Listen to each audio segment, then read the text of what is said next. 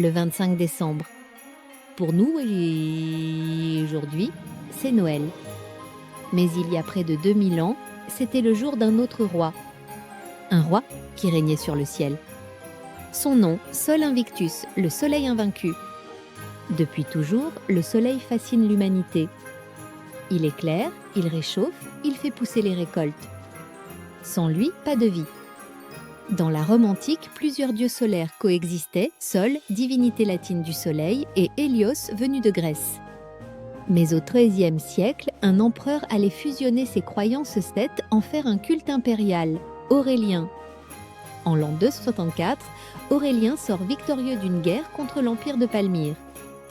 Il attribue sa victoire à un dieu solaire oriental, Sol Invictus. Pour le remercier, il érige à Rome un grand templet, déclare le 25 décembre comme jour officiel de sa fête.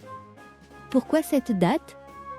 Parce que c'est le solstice d'hiver, le moment où le soleil renaît après la nuit la plus longue de l'année. Les jours recommencent à s'allonger. La lumière reprend le dessus. Pour les Romains, Sol Invictus symbolise la victoire sur les ténèbres.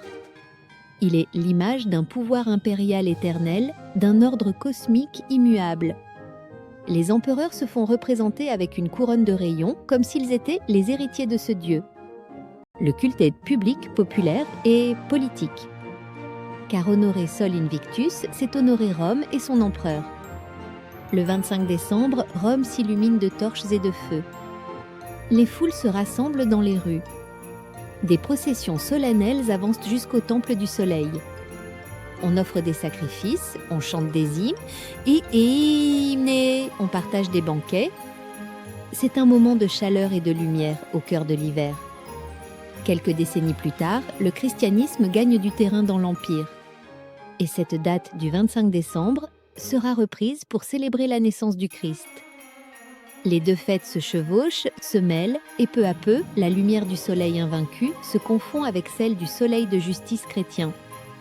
Aujourd'hui encore, dans l'ombre de Noël, on peut voir la trace de cet ancien dieu romain dont le règne ne s'est jamais tout à fait éteint. Si cette histoire t'a plu, abonne-toi pour découvrir d'autres récits oubliés de l'Antiquité et de la mythologie.